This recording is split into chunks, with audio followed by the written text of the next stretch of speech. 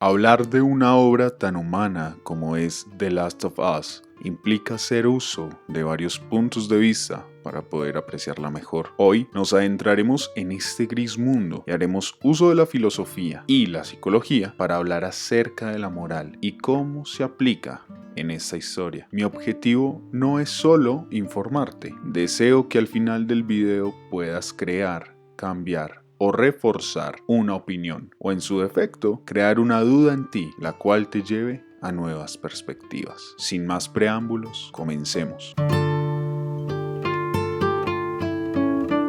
La moral se encuentra definida como el conjunto de costumbres y normas que se consideran adecuadas para juzgar o calificar el comportamiento de una persona. Esencialmente, hay dos términos bajo los que se juzga una conducta: bueno y malo. Esta es la principal diferenciación que nos brinda la moral: distinguir entre lo bueno y entre lo malo. Entonces, ¿qué hace que algo sea considerado bueno o malo? Como mencioné anteriormente, son las normas y costumbres. ¿Quiénes establecen dichas normas y costumbres? Básicamente, nosotros. Así que somos nosotros mismos quienes definimos los términos bajo los que se va a regir el bien y el mal. Esto implica que lo que en un momento fue considerado malo puede ser considerado bueno. Y esto no solo puede cambiar con el tiempo, también puede variar de cultura en cultura, lo cual puede volver un problema al tener certeza de que algo sea realmente bueno o realmente malo. Si hay un juego que demuestre esto, definitivamente es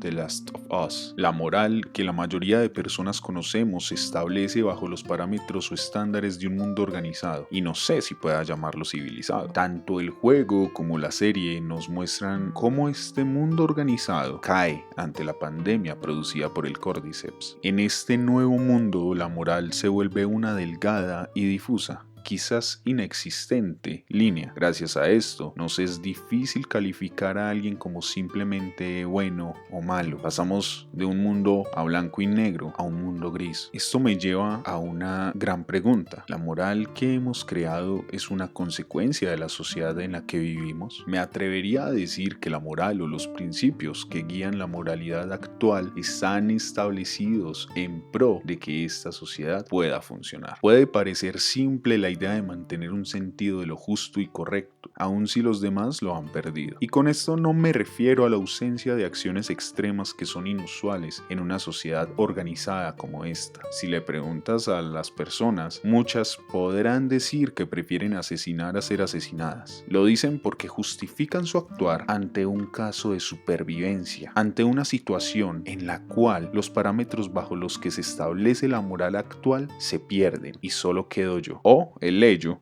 en términos psicoanalíticos. Considerando lo anterior, pienso que en efecto la moral se va modificando conforme se modifica una sociedad o cultura. Por lo tanto, tendremos que ir más allá de lo bueno o lo malo, pues si lo que en un momento fue bueno ahora es malo, significa que quizás nada sea realmente bueno o realmente malo. Y con esto quiero introducir la siguiente pregunta: ¿la maldad existe o es solo ignorancia? El psicoterapeuta Albert Ellis calificaba como idea irracional el considerar malvada a una persona que actuaba mal. Explicaba que esto no es producto de la maldad, solo de la ignorancia. Bajo dicha lógica, podríamos decir que alguien que actúa mal en realidad no es malvado, simplemente no tiene una conciencia moral clara o no es consciente del daño y perjuicio que puede estar causando. Entonces, la solución parece simple.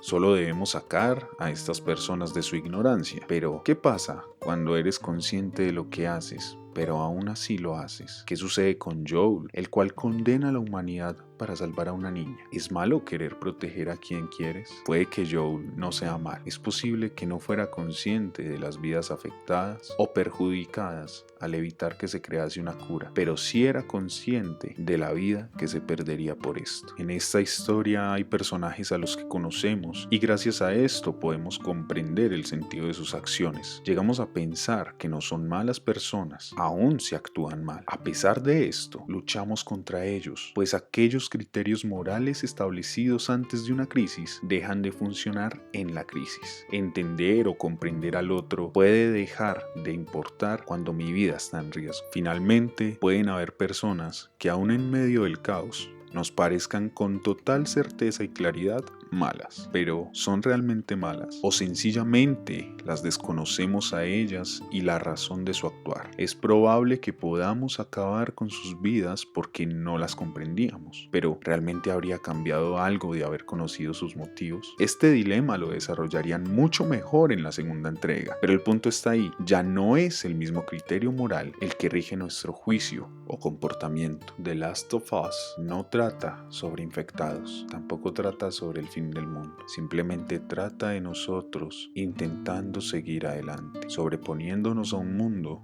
que nos derriba constantemente.